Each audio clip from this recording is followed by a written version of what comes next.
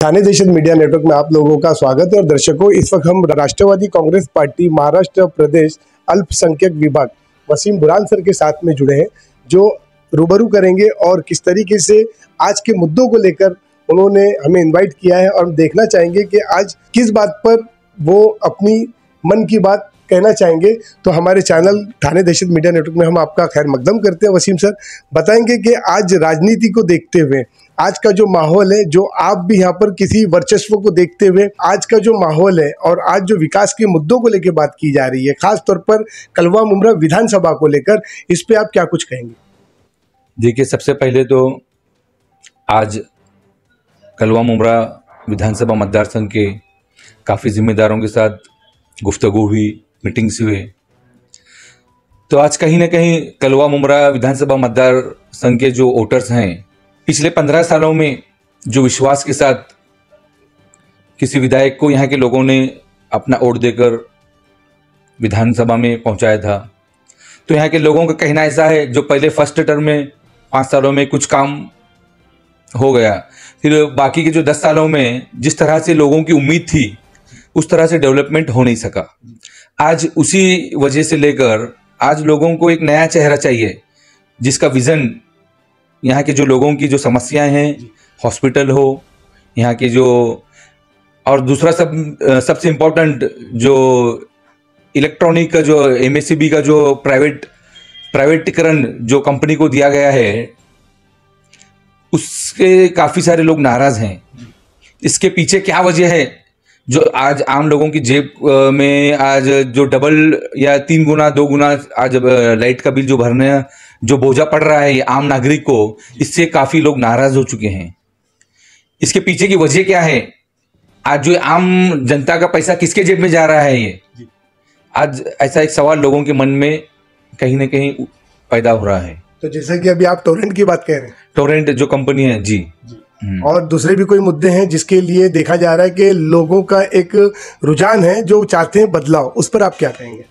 आज मुमरा कलवा के विधानसभा के जो मतदार हैं, युवा हैं, उनको रोजगार देने की बजाय आज उनको नशे की आदत बनाकर उनकी सेहत खराब करने का काम कहीं ना कहीं यहाँ के किसी न किसी तरह का उनके मदद करने का काम किया जा रहा है, उन्हें किसी न किसी एंगल से सपोर्ट करने का काम किया जा रहा है।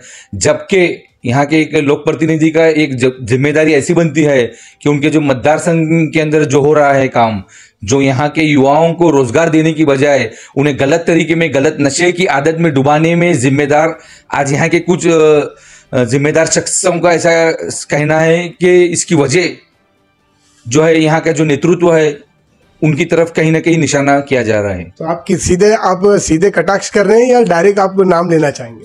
नहीं, डायरेक्ट जो यहाँ के जिम्मेदार हैं, अभी जो यहाँ की जनता ने जिन्हें विधानसभा में चुन कर दिया है, उनकी जिम्मेदारी बनती है जो उनके मतदार संघ के अंदर, उनके मतदार संघ के जो युवा पीढ़ी, आज युवा पीढ़ी को रोजगार देने की बजाय आज तुम किस दिशा में लेकर जा रहे हैं? आज भारत के नौजवान आने वाले जो देश के फ्यूचर है, इस फ्यूचर को रोजगार एजुकेशन देने की बजाय उन्हें नशे की तरफ उन्हें आदत लगवा कर या नशे में वो लुत्फुत हो गए हैं, इन्हें रोकने की क्यों तुम कुछ कोशिश नहीं किए? ये भी एक बड़ा सवाल है। अभी जैसा कि सर लोगों का ऐसा कहना है कि कुछ मुद्दे कब्रिस्तान को लेकर हैं, कुछ टोरेंट को लेकर हैं, कुछ एजुकेशन को लेकर हैं, कुछ पानी के मुद्दे हैं यहाँ पर। तो ये हर मुद्दों का सॉल्यूशन, कुछ देखा गया कि हॉस्पिटल को लेकर के एक हॉस्पिटल ओपन तो किया गया था, उसके बाद बताया गया कि एक पेशेंट जो वहाँ पर हॉस्पिटलाइज हुई थी तो उसको कहीं ना कहीं एक पेन किलर दे के उसको डिस्चार्ज किया गया था। तो ऐसी कुछ जानकारी यहाँ मिली है, उस पर आपका क्या कुछ कहना है? नहीं, काफ़ी सारे लोगों की यहाँ की नाराज़गी है।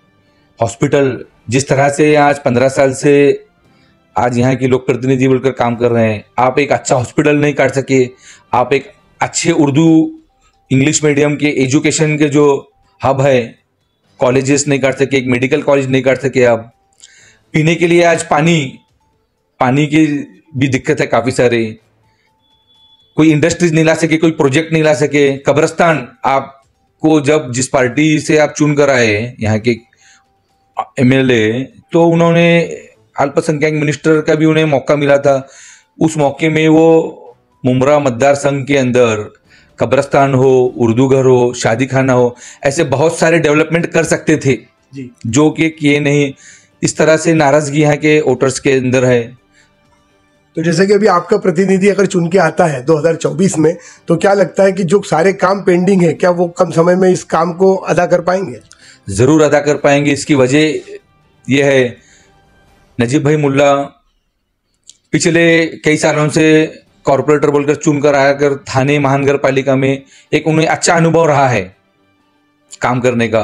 तो आने वाले 5 सालों में महायुति सरकार के राष्ट्रवादी कांग्रेस पार्टी के अधिकृत उम्मीदवार नजीब भाई मुल्ला, जो कि हमारे अजीत दादा पवार साहब के बहुत ही विश्वासु कार्यकर्ता माने जाते हैं और सीएम साहब के भी बहुत उनके अच्छे ताल्लुकात हैं, तो इसका फायदा कहीं ना कहीं मुमरा और कलवा मतदार संघ के लोगों को जरूर मिलेगा, ऐसा मैं उम्मीद करता हूं। जी, तो जैसे कि आप बताएंगे कि अभी उन्होंने हाल ही में कुछ अल्पसंख्यक लोगों के लिए उन्होंने बहुत सी निधि भी लेके आए, और उनका एक हमने डिबेट भी सुना है, एक बाइट भी सुनी है कि अब तक के मैंने इस मुमरा कलवा के लोगों का एक भी वोट नहीं लिया, लेकिन मैंने पर इसके अंदर उन लोगों को कई तरीके से मैंने निधि ला के दिया हूँ। उस पर आप क्या कुछ कहेंगे?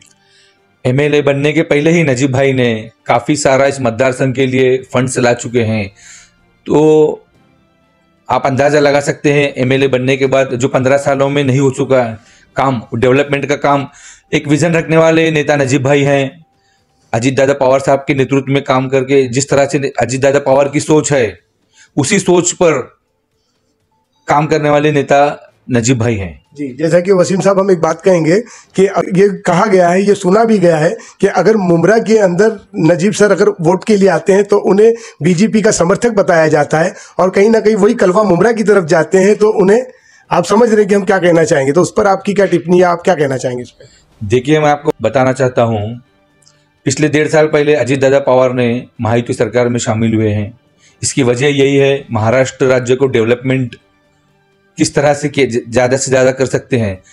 विदाउट सरकार के डेवलपमेंट करना आसान नहीं है। आज आप देखेंगे, आज महाराष्ट्र में अजीत दादा 1.5 साल से जब महायुति के साथ शामिल हुए, बहुत सारे डेवलपमेंट हो चुके हैं। मैं खास तौर पर माइनॉरिटी अल्पसंख्यक का बताना चाहता हूँ।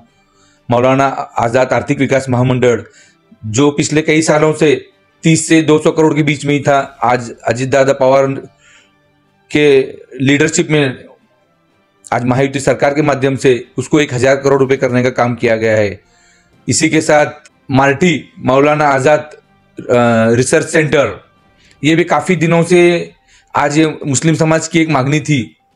तो नजीब भाई हमारे अल्पसंख्यक के निरीक्षक के नाते से हम सब नजीब भाई के पास जब ये मांगनी लेकर गए, तो नजीब भाई ने दादा से एक हमारा डेलीगेशन के साथ मीटिंग हुई। तो नजीब भाई की सब मांगनी की वजह से आज महाराष्ट्र के मुसलमानों को मौलाना आज़ाद आर्थिक विकास महामंडल का फंड्स और एजुकेशन लोन जो 3 लाख था उसको बढ़ाकर 5 लाख था, तो उसको बढ़ाकर 20 लाख तक 20 लाख तक किया गया है। उसी के साथ छोटे मोटे बिजनेस कारोबार के लिए उसका भी लिमिट तकरीबन 5 से 10 लाख तक किया गया है। फॉरेन एजुकेशन, जो अल्पसंख्यक के 75 स्टूडेंट को 40 लाख रुपए तक का लोन देने का वहाँ एक नया उसके अंदर बढ़ोतरी की गई है। इसी के साथ आपको बताता चलूँ, ये सब जो महाराष्ट्र के मुसलमानों के हित में जो निर्णय लिए हैं, इसमें नजीब भाई मुल्ला का बहुत बड़ा योगदान रहा है। ये भी आपको बताता चलूँ, नजीब मुल्ला साहब एक आमदार न होते हुए भी आज उनके हाथ से बहुत बड़े काम इस महाराष्ट्र के अंदर हो चुके हैं। तो जैसे कि अभी 20 नवंबर 2024 विधानसभा को लेकर लोक प्रतिनिधि होने के नाते नजीब मुल्ला सर के हित में आप पूरी जनता को क्या संदेशा देना चाहेंगे हमारे चैनल के माध्यम से?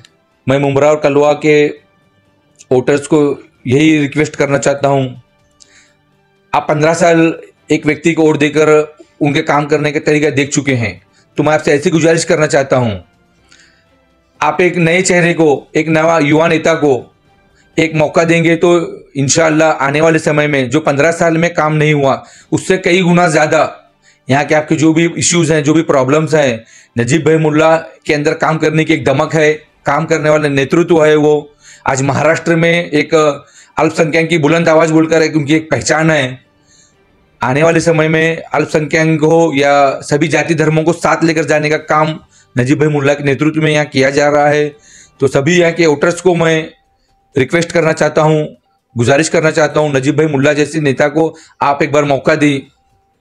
बहुत बहुत शुक्रिया आपका, धन्यवाद हमारी टीम थाने देशक मीडिया नेटवर्क के साथ बात करने के लिए। तो हमारे साथ ये थे वसीम बुरहान सर, जिन्होंने अपनी बात रखी और किस तरीके से लोगों को आग्रह किया अपनी बातों को लेकर। तो इसी तरीके से आप हमारी तमाम अपडेट्स को देखने के लिए आप हमें लाइक करें, कमेंट्स करें, शेयर करें और ज़्यादा से ज़्यादा सब्सक्राइब करें। ये थी थाने देशक मीडिया नेटवर्क की खास रिपोर्ट, आवाज़ आपकी, खबर हमारी। जय हिंद, जय महाराष्ट्र। हमारे न्यूज़ चैनल्स को सब्सक्राइब करें, लाइक करें, कमेंट्स करें, शेयर करें और घंटी का बटन प्रेस करें ताकि आने वाली हर वीडियो और अपडेट्स की नोटिफिकेशन आप सभी को मिलती रहे। जय हिंद, जय महाराष्ट्र।